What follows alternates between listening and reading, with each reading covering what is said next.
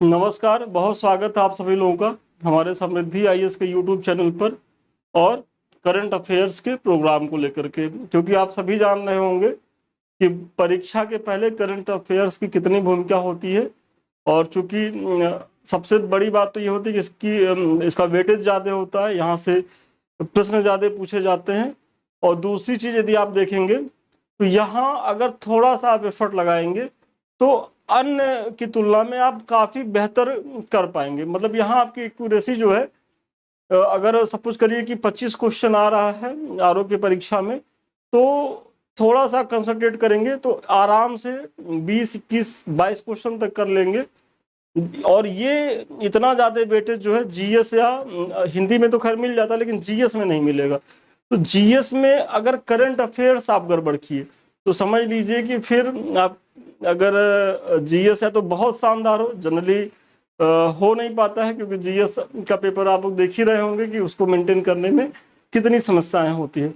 तो ऐसे में करंट को तो बहुत ध्यान से करिए, क्योंकि करंट आपकी सफलता में सबसे ज्यादा जो है महत्वपूर्ण है। और अगर आप हमसे पूछें कि सर आरओ के लिए सफल होने में सबसे महत्वपूर्ण क्या है पीटी के लिए, तो हम एकदम निश्चिंत होकर कहेंगे कि आप करंट अफेयर्स खूब बढ़िया कर लीजिए और हिंदी बढ़िया कर लीजिए। अगर हिंदी में आप 55+ कर ले रहे हैं, जो कि बच्चे आराम से कर लेते हैं, और करंट अफेयर्स आप जो है अगर 25-27 क्वेश्चन आ रहा है, अगर 22-23 तक कर लेते हैं, तो फिर आप पीटी एकदम पास कर रहे हैं। क्योंकि जीएस में क्या है कि जनरली जो एक दो बार पास किए होते हैं परीक्षा, तो वो एक जो औसत स्कोर है वो बना के कर लेते हैं, तो वहां बहुत ज्यादा चढ़ाने का स्कोप रहता नहीं है।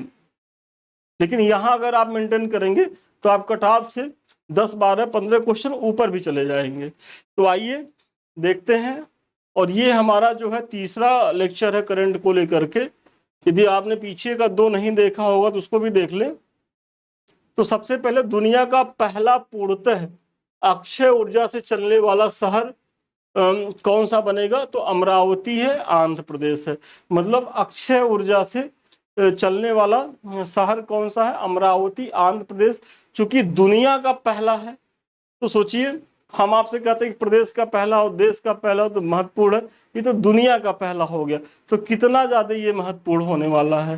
फिर एक महत्वपूर्ण घटना घटी है कि पोप फ्रांसिस है, उनका निधन हुआ है 21 अप्रैल 2025 को। 88 वर्ष की आयु में पोप फ्रांसिस का निधन हो गया। भारत सरकार ने पोप फ्रांसिस के निधन पर उन्हें श्रद्धांजलि देने के लिए 3 दिवसीय राष्ट्रीय शोक की जो है वो घोषणा की है। तो ये जानिए कि पोप फ्रांसिस का निधन हुआ है। और ये जो है 13 मार्च 2013 को पोप बेनेडिक्ट 16वें से पदभार ग्रहण करने के बाद रोमन कैथोलिक चर्च का नेतृत्व करने वाले पहले लैटिन अमेरिकी पोप थे। तो इनकी डेथ हुई है, तो महत्वपूर्ण पर्सनालिटी रहे हैं, थोड़ा सा इनके बारे में भी आप जान लीजिए। फिर एक हम लोगों के जो चहेते एक्टर रहे हैं मनोज कुमार जी का, उनका निधन हुआ है। और 4 अप्रैल 2025 को प्रसिद्ध अभिनेता और निर्देशक मनोज कुमार का निधन कहाँ हुआ? तो मुंबई में हुआ। 87 वर्ष के थे। जन्म कहाँ हुआ था?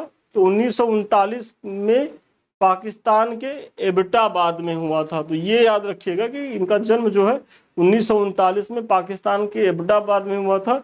बाद में ये जो है भारत चले आए थे विभाजन के बाद। और उनका असली नाम क्या था? तो हरिकिशन गोस्वामी। उनका असली नाम क्या था? तो हरिकिशन गोस्वामी था। तो चलिए अगला पॉइंट देखते हैं। इंद्र 2025 का जो है एक आयोजन हुआ, और ये भारत और रूस के बीच संयुक्त सैन्य अभ्यास है। तो इंद्र के बारे में जानिए, भारत और रूस के बीच है, और ये 14वां संस्करण था। और ये कहाँ आयोजन हुआ? चेन्नई में हुआ। तो बस इतना ही याद रखिए, इसकी कोई जरूरत नहीं है। बस इंद्र किसके बीच है? भारत और रूस के बीच है, सैन्य अभ्यास है। आयोजन कहाँ हुआ? तो चेन्नई में हुआ।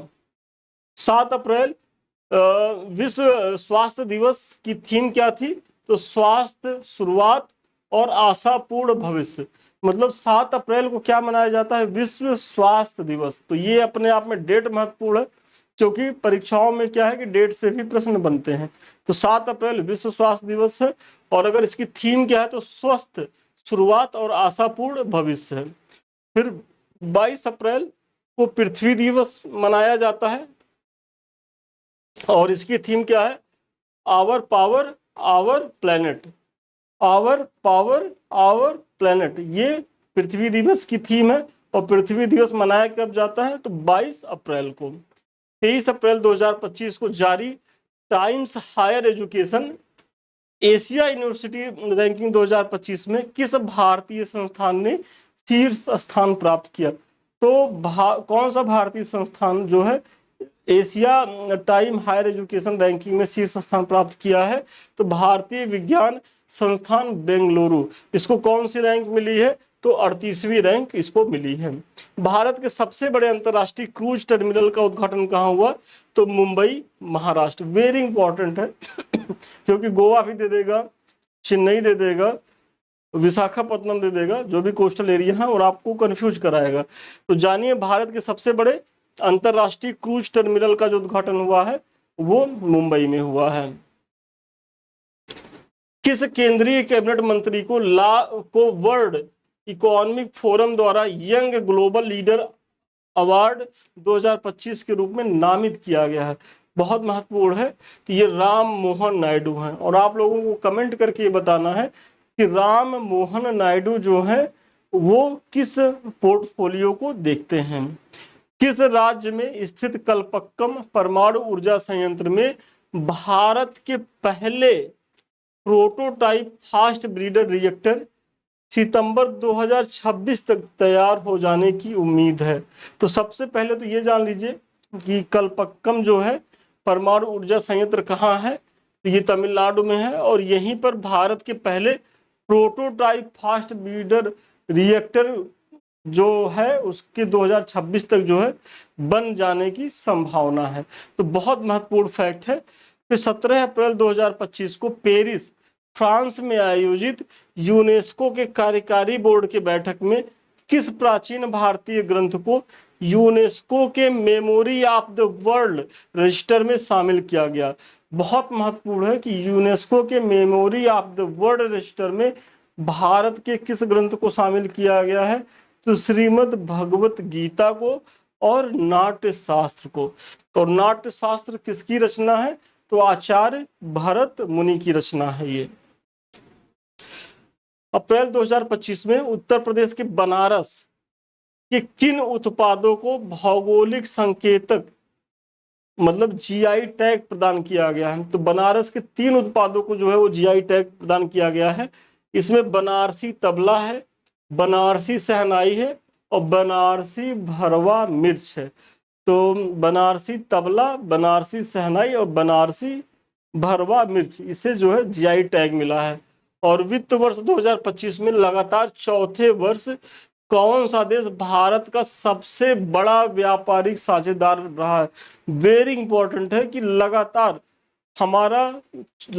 4 वर्षों से सबसे बड़ा व्यापारिक भागीदार देश कौन सा है तो वो है यूएसए, मतलब अमेरिका। और इसीलिए देखते होंगे कि जब अमेरिका की चीजें आती हैं तो थोड़ा सा भारत की कूटनीति जो है वो डगमगाती दिखती है, क्योंकि अर्थव्यवस्था जो है वो केंद्र में आ जाता है। तो यूएसए हमारा सबसे बड़ा व्यापारिक भागीदार है, और उसके बाद चाइना है, फिर 3rd नंबर पे है संयुक्त अरब अमीरात। तो यूएसए, चाइना और संयुक्त अरब अमीरात ये रैंकिंग होगी। अप्रैल 2025 में किसे लता दीनानाथ मंगेशकर अवार्ड 2025 से सम्मानित किया गया तो कुमार मंगलम बिड़ला। लता दीनानाथ मंगेशकर 2025 का पुरस्कार किसे दिया गया है तो कुमार मंगलम बिड़ला। ये देखिए आगे बढ़ने से पहले संस्थान के द्वारा मुख्य परीक्षा के बैच चलाए जा रहे हैं, और यदि अभी तक आपने इसको ज्वाइन नहीं किया हो तो ज्वाइन करें, क्योंकि आप अगर पीसीएस को लेकर के गंभीर हैं तो ऐसे में मुख्य परीक्षा में आंसर राइटिंग की भूमिका से तो अवगत ही होंगे या उससे 2-4 हो रहे होंगे। तो ऐसी स्थिति में संस्थान आपका बहुत सहयोग कर सकता है, क्योंकि अभी हाल ही में जो मुख्य परीक्षा हुआ है उसमें हमारे बच्चों का आप फीडबैक देखिए, टेलीग्राम पे उन्होंने लिखा है और ग्रुप में भी पड़ा हुआ है कि कितना शानदार प्रयास संस्थान ने उनके साथ किया है, और वो भी बहुत सीमित समय में। मतलब वो बच्चे हमसे जो जुड़े वो बेसिकली पीटी के बाद, मतलब जब रिजल्ट आ गया उसके बाद तो वो हमको ज्वाइन किए। तो ऐसी स्थिति में कितने कम समय में फिर भी हमारा जो एक दावा था कि हम 65 से 70% चीजें यहीं से कराएंगे, वो आपको बताते हुए हर्ष हो रहा है कि वो जो दायरा था वो करीब करीब 80% तक चीजें बढ़ गई। तो ऐसे में सोचिए कि यदि 80% चीजें हम आपको दे रहे हैं यहाँ से, तो फिर चिंता किस बात की। बस आइए। और यहाँ तो जो हमारा अभी का जो प्रोग्राम चल रहा है, तो यहाँ हमको एक सहूलियत और भी मिल जाती है, चूंकि आप जो है हमसे पहले से जुड़े रहते हैं, तो हमारे पास और ज्यादा प्रश्न कराने के अवसर मिल जाते हैं। और हमारा प्रयास भी है कि यहाँ 750 प्रश्न तो हम कराएंगे ही कराएंगे। इसके बाद अगर अवसर मिला, टाइम मिला, तो और ज्यादा, क्योंकि एक चीज जान लीजिए कि आंसर राइटिंग ही जो है मुख्य परीक्षा के सफलता की सबसे बड़ी कुंजी है। तो आप लाख पढ़ लीजिए, आंसर राइटिंग नहीं कर रहे, आप मुख्य परीक्षा फेल कर रहे हैं, ये लिख करके ले लीजिए। आप कम पढ़िए लेकिन उसको लिखने आपको आता हो, तो आप मुख्य परीक्षा पास कर जाएंगे। और यही कारण है कि जो बहुत विद्वान लोग होते हैं वो असिस्टेंट प्रोफेसर तो बन जाते हैं, लेकिन यूपीएससी पास नहीं कर पाते। क्योंकि क्या है कि वो आंसर राइटिंग स्किल को समझ नहीं पाते। मतलब उत्तर लेखन कैसे करना, कैसे भूमिका, कैसे निष्कर्ष, कैसे बीच का पार्ट, ये उनसे हो नहीं पाता और वो बिखर जाते हैं। तो यहाँ विद्वता की जरूरत नहीं होती, यहाँ स्मार्ट स्टडी की जरूरत होती है, और उसको टू द पॉइंट लिखने की होती है। क्योंकि आंसर राइटिंग में कुछ अनुशासन होते हैं। अनुशासन नंबर 1, सबसे पहले कि प्रश्न को आप बहुत ध्यान से पढ़िए। फिर जब आप प्रश्न को बहुत ध्यान से पढ़ लिए, तो फिर आप देखिए कि प्रश्न कितने डायमेंशंस में पूछा गया है, मतलब प्रश्न की डिमांड क्या है। फिर आप भूमिका, निष्कर्ष और बीच का पार्ट एकदम टू द पॉइंट सारगर्भित तरीके से लिखिए। ये नहीं है कि भूमिका या निष्कर्ष जो प्रश्न का डिमांड है उस हिसाब से आप भूमिका निष्कर्ष लिख ही नहीं रहे हैं, क्योंकि उत्तर प्रदेश में भूमिका और निष्कर्ष पे भी अंक मिलता है। तो हर एक चीज आपके लिए महत्वपूर्ण है। उसके बाद आपकी थोड़ी राइटिंग साफ सुथरी होनी चाहिए, वर्तनीगत अशुद्धियां नहीं होनी चाहिए। तो इतनी चीजें यदि नहीं होती हैं, और उसमें भी आप टू द पॉइंट बने रहते हुए, जहां जरूरत पड़े आप वहां पॉइंट में लिखिए, पाई चार्ट बना दीजिए, डायग्राम दे दीजिए, और तथ्यों तर्कों का भी प्रयोग करना। मतलब उत्तर को कहानी की तरह नहीं लिख के आना। तो ये सारी चीजें जो है हम यहाँ आपको टेस्ट सीरीज में बताते हैं। जो भी कमी रहती है वो हम करवाते हैं, क्योंकि यहाँ क्या है कि डेली हम आपको प्रश्न देंगे, आप प्रश्न को लिख करके दिखाएंगे, जो भी चीजें रहती हैं हम बताते हैं। अगर आपका 1 नंबर आधा नंबर भी कटा है तो क्यों कटा है पूरा कमेंट करते हैं, और कैसे आप जो है इसको और इम्प्रूव कर सकते हैं। साथ ही साथ यहाँ क्या है कि हम आपको फिर जो है मॉडल पेपर भी देते हैं। और हमारा ये प्रयास है कि प्रत्येक टॉपिक से जो भी महत्वपूर्ण पीवाईक्यू और महत्वपूर्ण संभावित प्रश्न वो सारे हम करा दें, ताकि मुख्य परीक्षा में ये जो 750 प्रश्न हम दे रहे हैं, केवल आप इनको ही रिवीजन करके चले जाएं तो बहुत अच्छी स्थिति में रहने वाले हैं। तो चलिए, अधिक जानकारी के लिए नंबर फ्लैश कर रहा होगा 730-330-7507। तो आप जो है उसमें फोन कर सकते हैं। अब अगला पॉइंट देखते हैं कि भारत और उज्बेकिस्तान संयुक्त सैन्य अभ्यास डस्ट लीग के 6ठे संस्करण का आयोजन कहाँ किया गया, तो पूरे महाराष्ट्र में। तो पहले तो ये जानिए कि जो ये डस्ट लीग आयोजन है, सैन्य अभ्यास है, ये किसके बीच होता है, तो डस्ट लीग जो सैन्य अभ्यास है भारत और उज्बेकिस्तान के बीच होता है। तो ये देश दोनों याद रखिए। फिर इसका संस्करण कौन सा था, तो 6वां संस्करण था, ये याद रखिए। फिर कहाँ हुआ है, तो इस बार जो हुआ है वो हमारे भारत में हुआ है, और भारत में भी पूरे महाराष्ट्र में। और ये ऐसे अभ्यास होते क्या है कि एक बार हम अपने देश में कराएंगे, एक बार हम संबंधित देश में जाके करेंगे। तो ये इस तरीके की चीजें होती हैं इसमें। भारत और रूस नौसेना के बीच द्विपक्षीय समुद्री अभ्यास का 14वां संस्करण इंद्र 2025। ये तो मैंने पीछे कराया है, चेन्नई तमिलनाडु बताया ही है, तो आपका देखिए रिवीजन हो गया। इंद्र 25 भारत और रूस की नौसेना के बीच द्विपक्षीय समुद्री अभ्यास है, चेन्नई में आयोजित हुआ। भारतीय सशस्त्र बलों ने प्रचंड प्रहार अभ्यास, बहुत महत्वपूर्ण है कि भारतीय, देखिए क्या है कि आयोग ये जान गया है कि आप लोग इन सब चीजों को रट लेते हैं कि धर्म गार्जियन किससे संबंधित है, फिर इंद्र किससे संबंधित है, वरुण किससे संबंधित है, या फिर दष्टलिक किससे संबंधित है। तो अब वो क्या करता है कि भारत सरकार की जो भारत सरकार के द्वारा जो सैन्य अभ्यास किए जा रहे हैं उनके बारे में पूछ ले रहा है, और एक दो बार से यही कर रहा है। तो इसलिए मैंने ये भी बताया कि जो प्रचंड प्रहार अभ्यास 2025 है, ये भारत सरकार के जो है सशस्त्र बलों के द्वारा किया जा रहा है, और इसका जो आयोजन हुआ है वो अरुणाचल प्रदेश में हुआ है। वाइब्रेंट विलेज प्रोग्राम किस मंत्रालय के द्वारा क्रियान्वित किया जाता है? पहली बात तो वाइब्रेंट विलेज जो प्रोग्राम है उसके बारे में जानिए। तो इसका उद्देश्य ये है कि जो हमारी सीमा है वहाँ ऑब्वियसली जो चाइना से सटे सीमाएं हैं वहाँ बस्तियों का निर्माण करना, वहाँ आधारभूत संरचनाओं का विकास करना। तो ऐसे में ये जो योजना चलाई जा रही है ये होम मिनिस्टर के द्वारा, मतलब होम जो मिनिस्ट्री है, गृह मंत्रालय है, उसके द्वारा ये योजना चलाई जा रही है, वाइब्रेंट विलेज प्रोग्राम। फिर पीएम पोषण योजना का कार्यान्वयन के लिए कौन सा मंत्रालय जिम्मेदार है? बहुत महत्वपूर्ण है, क्योंकि आप लोग जानते होंगे कि अभी जो है पीएम पोषण योजना जो है, जो पहले हमारी मिड डे मील योजना थी, तो उसी का नाम चेंज हुआ है, अब वो पीएम पोषण योजना हो गई है। और ये किस मंत्रालय के तहत चलाई जा रही है? तो ये शिक्षा मंत्रालय के तहत, मतलब मिड डे मील योजना जो थी वो शिक्षा मंत्रालय के तहत चलाई जा रही थी।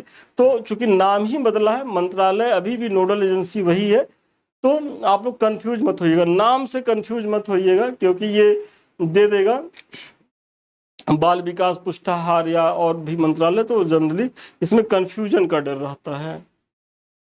फिर भारत शिखर सम्मेलन 2025 का मेजबान कौन सा राज्य है?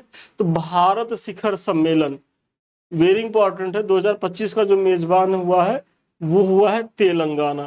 मतलब भारत शिखर सम्मेलन 2025 का आयोजन कहाँ हुआ है? तेलंगाना में हुआ है। विश्व मलेरिया दिवस 2025 का विषय क्या है? तो मलेरिया हमारे साथ समाप्त होता है। विश्व मलेरिया दिवस 2025 का विषय है कि मलेरिया हमारे साथ समाप्त होता है। पहलगाम आतंकी हमले के बाद भारतीय वायुसेना द्वारा शुरू किए गए सैन्य अभ्यास का नाम क्या था? तो आक्रमण अभ्यास था। आक्रमण अभ्यास, भारतीय वायुसेना द्वारा शुरू किए गए अभ्यास का नाम था आक्रमण अभ्यास। किस राज्य सरकार ने ग्रामीण महिलाओं को आर्थिक रूप से सशक्त बनाने के लिए रेशम सखी योजना क्रियान्वित किया? तो देखिए, रेशम सखी योजना जो है वो उत्तर प्रदेश सरकार ने अपने ग्रामीण महिलाओं को समाज के मुख्य धारा में लाने और उन्हें सशक्त बनाने की दिशा में प्रयास किया है। ये निसार एक संयुक्त पृथ्वी अवलोकन उपग्रह मिशन है, जिसे किन दो अंतरिक्ष एजेंसियों द्वारा विकसित किया जा रहा है? तो ये नासा के द्वारा। निसार जो है वो नासा और इसरो, मतलब जो अमेरिकी एजेंसी नासा और इसरो के द्वारा निसार कार्यक्रम को जो है वो संचालित किया जा रहा है। बनारसी शहनाई और बनारसी तबला को जीआई टैग, ये तो मैंने पीछे बताया, उसमें एक भरवा मिर्च भी है, और जिसे हम लोग भरुआ मिर्च कहते हैं, काफ़ी टेस्टी होता है खाने में, मुझे बहुत अच्छा लगता है और हम खाते भी हैं। बनारसी शहनाई पारिवारिक वाद्य यंत्र है जिसकी जड़ें बनारस घराने से जुड़ी हुई हैं, और उस्ताद बिस्मिल्लाह खान ने इसे जो है वो अंतर्राष्ट्रीय पहचान दिलाई। और उस्ताद बिस्मिल्लाह खां के बारे में तो सभी लोग आप लोग जानते ही होंगे। फिर बनारस तबला जो है घराने के प्रमुख कलाकार कौन है? देखिए, इसलिए थोड़ा सा हम इसको और डिटेल से यहाँ बता रहे हैं, क्योंकि अगर यहाँ तक प्रश्न पूछ ले कि बनारसी शहनाई, तबला और भरवा मिर्च, तब तो बहुत अच्छा है। लेकिन हो सकता है कि पूछ ले कि बनारस में तबला घराने के प्रमुख कलाकार कौन से हैं? तो पंडित अनोखे लाल मिश्र, पंडित कृष्ण महाराज एवं पंडित समता प्रसाद, ये सब जो हैं बनारस घराने के प्रमुख तबला वादक हैं। दुनिया का पहला पूर्णतः अक्षय ऊर्जा से चलने वाला शहर कौन सा है? तो अमरावती, आंध्र प्रदेश। ये मैंने सबसे पहले ही बताया था, बहुत महत्वपूर्ण है, इसको आप लोग नोट कर लीजिएगा। मृत्युदंड और फांसी की रिपोर्ट देखिए आई है 2024 में, और इधर विगत वर्षों से तो इस पर प्रश्न नहीं बनता है, लेकिन चूंकि हर बार हम इसलिए बता देते हैं कि हो सकता है जो कभी पूछ ले तो कम से कम आपकी जानकारी में रहे, और आप इसका प्रयोग मुख्य परीक्षा के आंसर राइटिंग में भी कर सकते हैं। देखिए, इन्हीं सब तथ्यों का प्रयोग आपको मुख्य परीक्षा के आंसर राइटिंग में भी करना होता है, तो इसलिए अगर इस तैयारी में है तो साल, 1.5 साल, 2 साल खूब विधिवत पढ़ लीजिए, क्योंकि जितना विधिवत पढ़ेंगे उतना आपके पास मैटर रहेगा और आप उतने ही लिखने में सक्षम रहेंगे। तो इसका जारीकर्ता कौन है? तो एमनेस्टी इंटरनेशनल, और इसका मुख्यालय कहाँ है? तो यूके में है। तो ये जो मृत्युदंड और फांसी की जो रिपोर्ट 2024 जारी हुई है, ये एमनेस्टी इंटरनेशनल के द्वारा जारी हुई है और इसका मुख्यालय कहाँ है? यूके में है। फिर वर्ष 2024 में वैश्विक स्तर पर 1518 लोगों को जो है वो फांसी दी गई, जो विगत वर्षों से 32% अधिक है। और अगर फांसी देने में विश्व स्तर पर सबसे ज्यादा कोई एक देश है तो ईरान है। देखिए, ईरान में करीब 972 लोगों को फांसी दी गई है, और इस बार तो ये आंकड़ा और ज्यादा बढ़ने वाला है, क्योंकि अभी जो इजराइल ईरान के बीच जो संघर्ष हुआ है उसमें ईरान में की बड़ी क्षति हुई है। स्टार्टिंग में तो देखा जाए तो ये लग रहा था, क्योंकि उसके टॉप ऑर्डर तो एक झटके में मार दिए गए थे, और उसमें ये संभावना व्यक्त की गई थी कि कोई घर का ही व्यक्ति, मतलब देश के ही लोगों ने जो है इजराइल के साथ मिलकर के गद्दारी की है। और ऐसे में अभी कुछ दिन पहले ही पेपर में आया था, जब ये थोड़ा सा मामला शांत हुआ, तो वहां बड़े पैमाने पर जो है ऐसे लोगों को चिन्हित करके पकड़ करके फांसी दी गई है। तो ईरान शीर्ष पे है, और ईरान के बाद दूसरा कौन सा देश है? तो सऊदी अरब, मतलब दूसरा देश सऊदी अरब है, तीसरा जो है इराक है। मतलब तीनों जो है खाड़ी के देश हैं, और इन तीनों देशों में कुल दिए गए फांसी का 91% यही दिया जाता है। मतलब विश्व में कई देश हैं, मतलब ये 3 डिजिट में इनके आंकड़े हैं, और लेकिन अगर देखा तो 91% ये 3 देश अकेले दे देते हैं। अगर भारत की स्थिति देखा जाए इस समय, तो 2024 में 165 लोगों को मृत्युदंड जो है दिया गया। हालांकि इस अवधि में किसी को फांसी नहीं दी गई। मतलब देखिए, कोर्ट क्या है, मृत्युदंड की सजा तो देते हैं, लेकिन चूंकि यहाँ क्या है कि डिस्ट्रिक्ट कोर्ट से हाई कोर्ट, हाई कोर्ट से सुप्रीम कोर्ट, सुप्रीम कोर्ट से फिर राष्ट्रपति के पास दया याचिका, मतलब मर्सी पिटीशन, तो ऐसे में चीजें डिले होती रहती हैं। तो इस वर्ष जो है भारत में किसी को फांसी नहीं दी गई। चीन, वियतनाम और उत्तर कोरिया के आंकड़े जारी ही नहीं होते, क्योंकि ये सब तो रहस्यमयी देश हैं। चीन का तो चीन वही पब्लिश करेगा जो वहां की सरकार चाहेगी, तो ये क्यों बताएगा कि हमने इतने लोगों को फांसी पे लटकाया। तो इसी तरीके से वियतनाम और उत्तर कोरिया, जिसके तानाशाह किम जोंग उन है, तो यहाँ भाई यहाँ तो क्या है कि किम जोंग उनको कुछ भी अच्छा नहीं लगा तो लटकवा दिए फांसी पर, और वो तो इतने कुख्यात रहे हैं कि अपने सगे संबंधियों को भी नहीं छोड़ते हैं। तो यहाँ की चीजें ऐसे ही है। फिर न्यायमूर्ति भूषण रामकृष्ण गवई। तो पहली बात तो ये नाम याद रखिएगा कि भूषण रामकृष्ण गवई जो है वो देश के 92 मुख्य न्यायाधीश बने हैं। बहुत महत्वपूर्ण है कि 52 जो वे न्यायाधीश कौन बने हैं? तो श्री भूषण रामकृष्ण गवई बने हैं। और इन्होंने स्थान किसका लिया है? तो न्यायमूर्ति जो संजीव खन्ना थे, जो पूर्व सीजेआई थे, उनके स्थान पर इनकी नियुक्ति हुई है। मित्र भूषण सम्मान, तो देखिए कुछ भी ऐसा कोई देश अगर ऐसा सम्मान दे रहा है तो आप लोग अब अगर राष्ट्रपति महोदया नहीं है तो कभी कभी राष्ट्रपति महोदया को भी मिल जाता है, तो जनरली प्रधानमंत्री मोदी जी को ये सब पुरस्कार मिलते हैं। और इसी कड़ी में उनको एक पुरस्कार और मिला। श्रीलंका का सर्वोच्च नागरिक सम्मान क्या है? तो मित्र भूषण पुरस्कार से प्रधानमंत्री मोदी जी जो है वो सम्मानित किए गए हैं। और मित्र भूषण पीएम मोदी को किसी विदेशी राष्ट्र द्वारा दिया गया 22वां अंतरराष्ट्रीय सम्मान है। मतलब इसके पहले अभी मैंने पीछे बताया था तो 21वां था जो मॉरिशस से उन्हें मिला था, और अब एक और बढ़ा, श्रीलंका के द्वारा मित्र भूषण पुरस्कार दिया गया, और इन्हें इस तरीके से 22 अंतरराष्ट्रीय पुरस्कार मिल चुके हैं। विश्व प्रेस स्वतंत्रता सूचकांक बहुत इंपॉर्टेंट है, क्योंकि यहां से प्रश्न बनाए जाते हैं। तो जारीकर्ता कौन है? तो सबसे पहले तो आप जारीकर्ता देखिए कि रिपोर्ट्स विदाउट बॉर्डर्स, ये फ्रांस के पेरिस में स्थित एक एनजीओ है। इसी के द्वारा विश्व प्रेस स्वतंत्रता सूचकांक जो है रिपोर्ट जारी की जाती है। इसमें शामिल कुल कितने देश हैं? तो 180 देश इसमें शामिल हैं। और अगर भारत की रैंकिंग देखी जाए तो इन 180 देशों में भारत की रैंकिंग कितनी है? 151।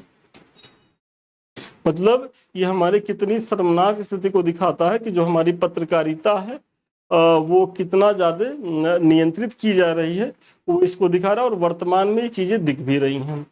और 2024 में देखा जाए तो हमारी रैंक कितनी थी, 159। मतलब 2024 से फिर भी कुछ हद तक सुधार जो है देखने को मिल रहा है, क्योंकि थोड़ा सा हम नीचे आए हैं, 8 रैंक हमारी बेहतर हुई है। भारत को अत्यंत गंभीर स्थिति की श्रेणी में रखा गया है। मतलब 151 रैंक के साथ 180 देशों के बीच भारत अत्यंत गंभीर स्थिति में बना हुआ है। किसमें, तो विश्व प्रेस स्वतंत्रता सूचकांक में। फिर शीर्ष अगर रैंकिंग देखा जाए तो शीर्ष रैंकिंग में कौन सा देश है, नॉर्वे है। शीर्ष रैंकिंग नॉर्वे। और अगर सबसे अंतिम पायदान पे देखा जाए तो इरिट्रिया। मतलब 1 नंबर पे नॉर्वे है और 180वें नंबर पे कौन है, इरिट्रिया। और हमारी कौन सी रैंकिंग है, भारत की 151। और अगर इसके पहले की रैंकिंग देखा जाए तो 159। मतलब 8 अंकों की जो है वो सुधार भी हुआ है। फिर संयुक्त राष्ट्र बैसाख दिवस 2025 एक प्रदर्शनी लगाई गई। तो सबसे पहले ये जान लीजिए कि बैसाख दिवस जो मनाया जाता है ये बौद्ध धर्म से संबंधित है, क्योंकि आयोग क्या करेगा, एक ऑप्शन यही दे देगा कि अंतरराष्ट्रीय बैसाख दिवस का जो आयोजन हुआ जो जैन धर्म से संबंधित। तो आप लोग कंफ्यूज हो जाएंगे जैन बौद्ध में, तो ये बौद्ध धर्म से संबंधित है। और इसमें हुआ क्या है, इसका आयोजन क्या कब से कब तक हुआ, तो 2 से 21 मई के बीच कहाँ आयोजन हुआ है, तो वियतनाम में हुआ है। ये देश याद रखिएगा, वियतनाम में हुआ है।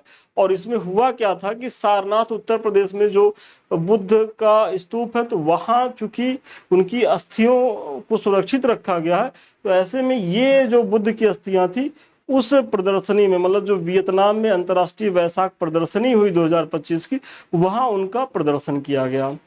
तो यही इसमें बताया गया। और बैसाख दिवस बुद्ध के जन्म, ज्ञान की प्राप्ति और महापरिनिर्वाण की स्मृति में मनाया जाता है। बैसाख दिवस किसकी स्मृति में मनाया जाता है, तो बुद्ध के जन्म, ज्ञान की प्राप्ति और महापरिनिर्वाण की स्मृति के। मानव विकास सूचकांक 2025 का रिपोर्ट जारी हुआ, बहुत महत्वपूर्ण है। जारीकर्ता कौन है, तो संयुक्त राष्ट्र विकास कार्यक्रम। मतलब इसके जारीकर्ता कौन है, यूएनडीपी, संयुक्त राष्ट्र विकास कार्यक्रम।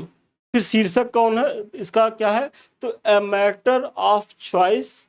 वेरी इंपॉर्टेंट, आप लोग नोट करिए, ए मैटर ऑफ चॉइस, कृत्रिम बुद्धिमत्ता के युग में लोग और संभावनाएं। ए मैटर ऑफ चॉइस, कृत्रिम बुद्धिमत्ता के युग में लोग और संभावनाएं। शीर्ष देश कौन सा है, तो इसमें शीर्ष देश अगर देखा जाए मानव विकास सूचकांक में तो आइसलैंड है। नंबर 1 पे है, नंबर 2 पे नॉर्वे है और नंबर 3 पे है स्विट्जरलैंड। नंबर 1 पे आइसलैंड, नंबर 2 पे नॉर्वे, नंबर 3 पर स्विट्जरलैंड है। जारीकर्ता कौन है, यूएनडीपी है। फिर भारत की रैंक देखी जाए तो 193 देशों में भारत की रैंकिंग कितनी है, तो 130 रैंक है। मतलब बहुत महत्वपूर्ण है कि 193 देश है और इसमें भारत की रैंकिंग 130 है। जबकि 2022 में भारत की रैंकिंग कितनी थी, 133। मतलब 3 रैंक की हमारी जो है वो बेहतर स्थिति को दिखा रहा है। नोट, इसके जो निर्माता थे, मतलब ये जो यूएनडीपी जो मानव विकास सूचकांक जारी होता है, तो ये बांग्लादेश के एक अर्थशास्त्री थे महबूबुल हक, और जो हमारे अपने अमर्त्य सेन थे, इन दोनों लोगों ने मिल करके इस सूचकांक को आधार दिया था। और इसका अगर प्रथम प्रकाशन की बात हो तो ये 1990 से, मतलब 1990 में इसका पहला प्रकाशन हुआ था। और बीच में थोड़ा सा इसमें गैप भी हुआ अभी रिसेंटली, तो इसलिए थोड़ा सा ये पीछे हो गया, नहीं तो ये प्रतिवर्ष जारी होता है वैसे। और एचडीआई के 3 आयाम कौन से हैं, मतलब इसमें 3 आयामों को आधार बनाया जाता है और यहाँ से भी प्रश्न पूछे जाते हैं। तो स्वास्थ्य, शिक्षा और जीवन प्रत्याशा। मतलब एचडीआई के 3 आयाम है, स्वास्थ्य, शिक्षा और जीवन प्रत्याशा को आधार बनाया जाता है। तो स्क्रीनशॉट ले लीजिए, क्योंकि इतना सारगर्भित तरीके से एक जगह कहीं नहीं मिलेगा। बस आप इसको जो है इसी समय नोट कर लीजिए या एक बार रिवीजन कर लीजिए, तो ये आप फिर भूलेंगे नहीं और परीक्षा में आपका गलत भी नहीं होगा। पहली जंगल सफारी विस्टा डोम ट्रेन का शुभारंभ हुआ है। चूंकि पहली है तो अपने आप में महत्वपूर्ण है। और यह ट्रेन जो है करतनिया घाट वन्य जीव अभ्यारण्य को दुधवा टाइगर रिजर्व से जोड़ेगी। मतलब ये जो पहली जंगल सफारी विस्टाडोम ट्रेन का शुभारंभ हुआ है वो करतनिया घाट वन्य जीव अभ्यारण्य को दुधवा टाइगर रिजर्व से जोड़ेगी। यह Uttar Pradesh eco tourism board की एक गंतव्य 3 वन थीम का हिस्सा है। मतलब जो यूपी का इको टूरिज्म बोर्ड है उसका एक थीम है कि एक गंतव्य 3 वन, मतलब एक साथ हम चलेंगे और 3 वनों को कवर करेंगे। तो इसमें तो आप देख रहे होंगे कौन कौन सा है। तो एक तो करतनिया घाट है, फिर दुधवा राष्ट्रीय रिजर्व उद्यान है, और तीसरा किशनपुर वन्य जीव अभ्यारण्य को एक संयुक्त पर्यटन स्थल के रूप में विकसित किया जाएगा।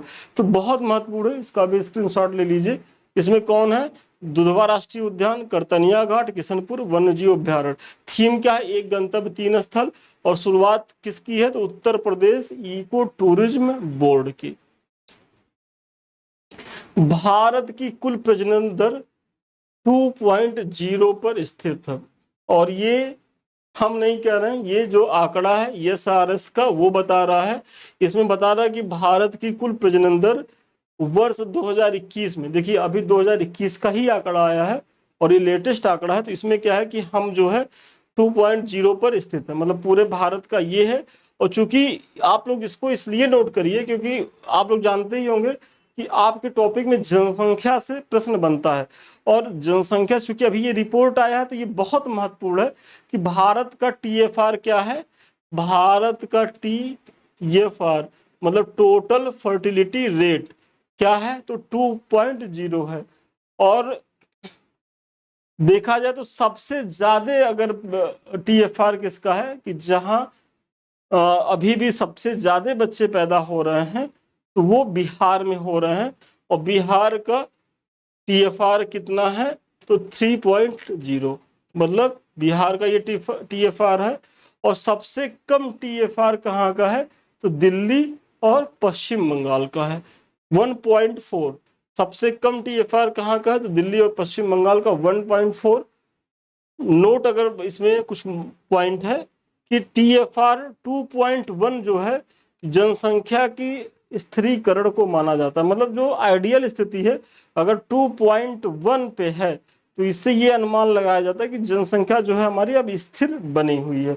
मतलब जितने लोगों का जन्म हो रहा है उसी हिसाब से लोगों की मृत्यु हो रही है। मतलब अगर देखा जाए तो एक रेशियो मेंटेन है और इसी को सबसे आइडियल स्तर माना जाता है। लेकिन अब चूंकि 2.1 की से हम क्या आ गए, चूंकि पहले जो था वो 2.1 पे हम आ चुके थे, लेकिन अब जो है वो घट रहा है, मतलब 2। और अगर 2 से भी नीचे गए तो ये जनसंख्या वृद्धि की ऋणात्मक दर शुरू हो जाएगी। और कुछ स्टेट में तो दिख भी रहा है, जैसे दिल्ली और पश्चिम बंगाल में लोग कम बच्चा पैदा कर रहे हैं। हालांकि पश्चिम बंगाल और दिल्ली या ऐसे और भी जो राज्य हैं वहाँ अगर चीज़ें मेंटेन हो रही हैं तो हमारा उत्तर प्रदेश बिहार इसको मतलब बैलेंस करने के लिए तैयार है। और बिहार का TFR देख ही रहे हैं 3 है और उत्तर प्रदेश भी कम नहीं है। उत्तर प्रदेश का भी जो TFR है वो 2.7 है। तो ये भी मतलब एकदम साथ ही साथ चल रहे हैं। तो आप लोग इसका स्क्रीनशॉट ले लीजिए, बहुत महत्वपूर्ण है और यहाँ से भी प्रश्न बनने की संभावना है।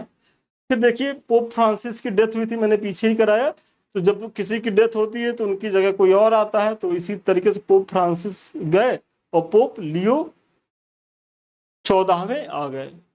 पोप लियो 14वें, तो पहली बात तो यही याद रख लीजिए कि पोप लियो ये 14वां याद रखिएगा। फिर जन्म इनका कहाँ हुआ है? तो 1955 में हुआ है शिकागो, मतलब शिकागो कहाँ है? तो USA में है।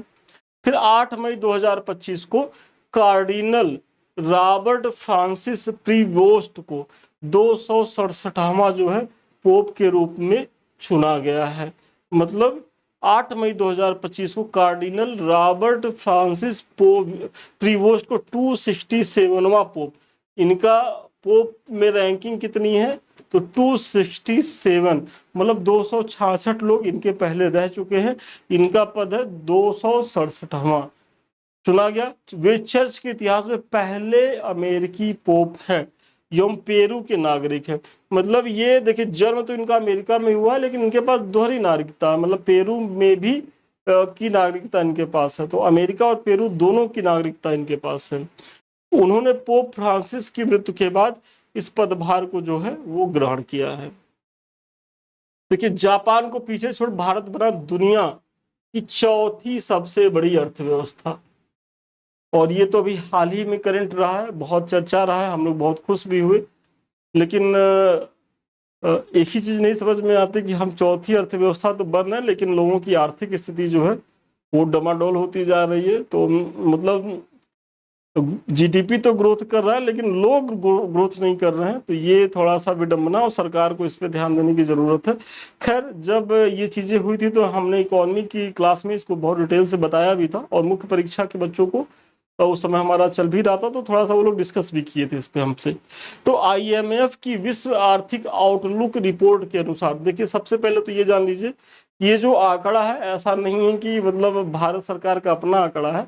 ये कौन कह रहा है? तो आईएमएफ कह रहा है। मतलब ये आईएमएफ की कौन सी रिपोर्ट है? तो विश्व आर्थिक आउटलुक रिपोर्ट। तो अपने आप में सबसे पहले तो यही महत्वपूर्ण है कि विश्व आर्थिक आउटलुक रिपोर्ट, मतलब विश्व आर्थिक आउटलुक रिपोर्ट किसके द्वारा जारी की जाती है?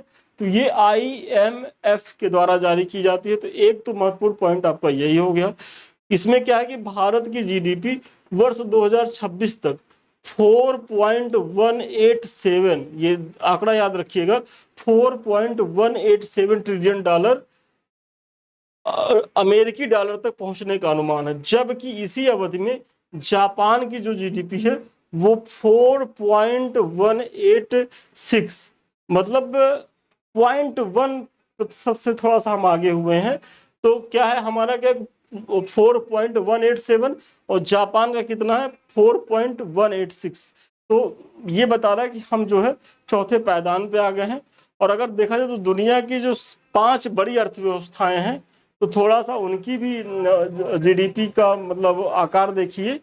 तो अमेरिका जो है वो शीर्ष पर है, और अमेरिका का जो जीडीपी है वो 30.507, मतलब 30 ट्रिलियन डॉलर से भी बड़ी अर्थव्यवस्था है अमेरिका। उसके बाद दूसरे नंबर पे चीन है, जो करीब करीब 19 ट्रिलियन डॉलर पे है। ये देखिए, ट्रिलियन डॉलर की बात हो रही, मतलब 30 के बाद जो गैप आ रहा है 19 का, मतलब करीब करीब 11 ट्रिलियन डॉलर अभी अमेरिका बड़ी अर्थव्यवस्था है चाइना से। और उसके बाद तो थर्ड नंबर पे देखा जाए तो जर्मनी है, जो 4.744, मतलब ये काफी, उसके बाद छोटे छोटे हो जाते हैं कि कहाँ 30 और कहाँ फिर 5, मतलब 6 गुना ज्यादा हम लोगों से बड़ी अर्थव्यवस्था है अमेरिका, और करीब करीब 4 गुना ज्यादा बड़ी अर्थव्यवस्था है चाइना।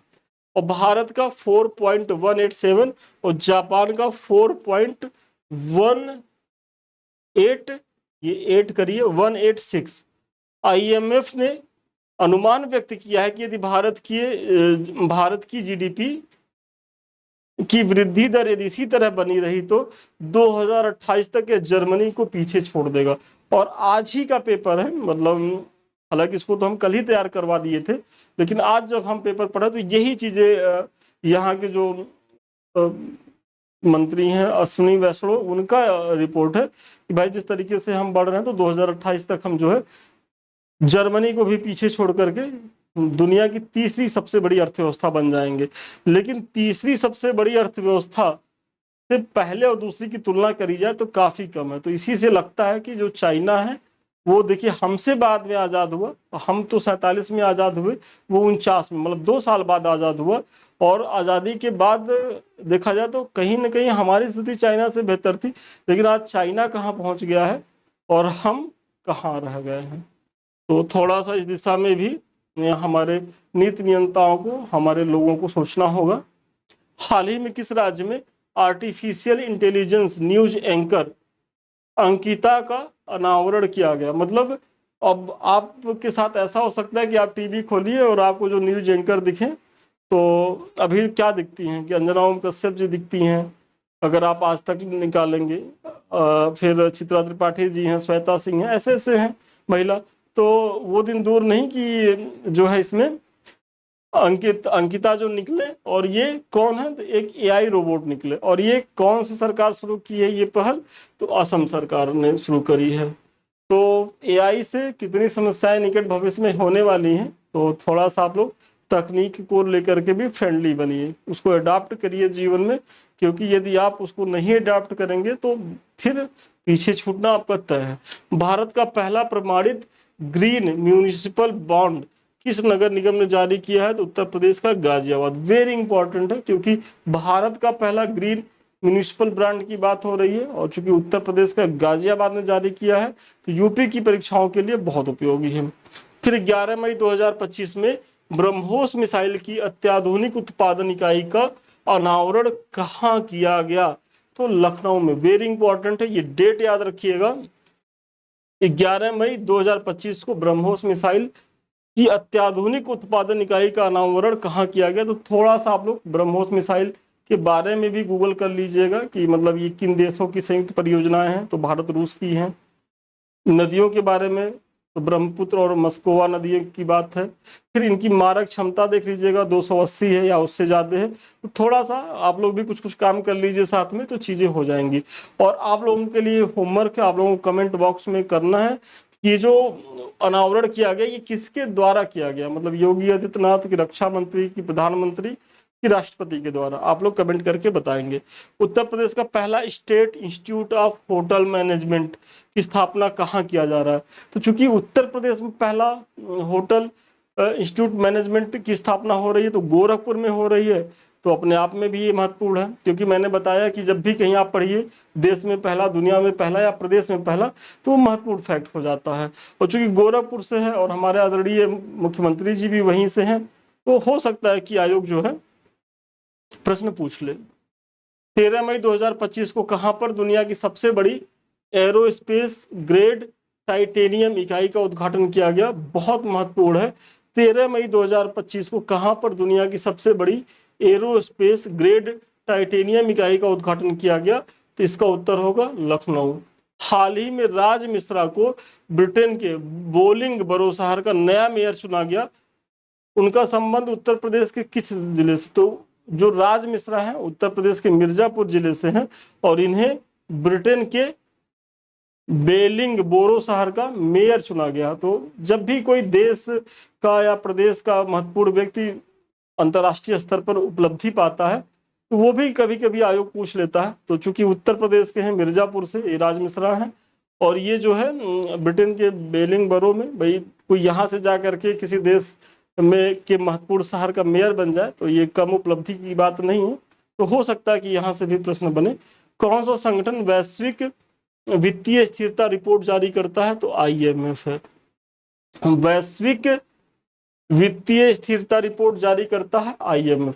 तो चलिए, आज का जो करंट अफेयर्स क्लास थी वो यहीं तक थी और मुझे बहुत भरोसा है कि जो सीरीज चल रही है इससे आप लोग लाभान्वित हो रहे होंगे।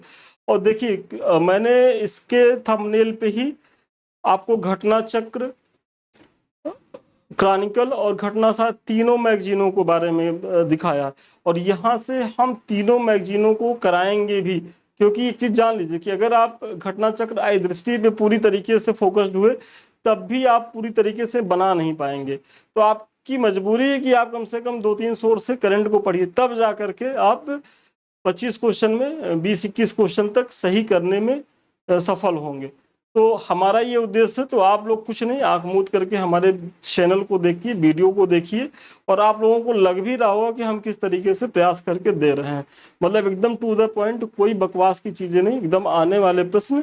और देखिएगा यहीं से प्रश्न आपकी परीक्षा में आएंगे भी। जैसे मुख्य परीक्षा में चीजें आई हैं वैसे विश्वास करिएगा PT में भी आएंगी जो पढ़ा रहे हैं। बस आप लोग शिद्दत से चीजों को देखते रहिएगा। ये कुछ हमारे जो प्रोग्राम्स हैं मैंने चर्चा कर ही दिया है, तो आप लोग जुड़िए। अभी तो एक अच्छा अवसर भी है कि फीस इसकी कम है 749, लेकिन जैसे ही हमारी कुछ शर्तें वो पूरी होंगी तो फीस बढ़ जाएगी। तो आप लोग कहेंगे कि सर हमको पुरानी फीस में दे दीजिए, तो वो मुश्किल होगा उस समय। ये हमारे लिंक्स हैं। तो सबसे पहले तो ये हमारा टेलीग्राम है, यदि आप लोगों ने अभी तक सब्सक्राइब नहीं किया तो इसको इसलिए सब्सक्राइब करें क्योंकि जो हम पढ़ा रहे हैं आपको वहाँ PDF मिल जाएगा। क्योंकि आप लोग पूछते रहते हैं सर इसका PDF कहाँ मिलेगा, तो ये हमारे टेलीग्राम पे मिलेगा। साथ ही साथ टेलीग्राम और भी चीज़ों के लिए बहुत ज़रूरी है क्योंकि हम कोई भी सूचना जो है सबसे पहले यहीं देते हैं। उसके बाद डेली करंट की चीज़ें आती हैं। मतलब हमसे जुड़े रहने के लिए 24 घंटे का बहुत आसान माध्यम है टेलीग्राम। तो आप लोग जो है हमारे टेलीग्राम को तो जरूर सब्सक्राइब करें। दूसरी चीज़ ये हमारा समृद्धि आईएएस का यूट्यूब चैनल है। यदि अभी तक आप लोगों ने इसे सब्सक्राइब नहीं किया तो इसे सब्सक्राइब करें, लाइक करें, शेयर करें। ये आप ही के चैनल है और इसे आप ही के सहयोग से आगे बढ़ना है। साथ ही साथ ये हमारा सेकंड चैनल भी है, संदीप मिश्रा ऑफिशियल। यदि अभी तक आप लोगों ने इसे सब्सक्राइब नहीं किया है, इसे भी कर लें, क्योंकि आपके परीक्षा से उपयोगी बहुत सी जानकारियां यहाँ भी जो है पड़ी हुई हैं और निकट भविष्य में पढ़ती रहेंगी। और लास्ट में आपको हमसे यदि बात करना हो या हमारे किसी बैच से जुड़ना हो तो 7303307507 पे आप संपर्क कर लीजिए। तो चलिए आज के लिए इतना ही, पुनः मिलते हैं नए वीडियो में नए क्लास के साथ। तब तक के लिए धन्यवाद, शुभकामनाएं।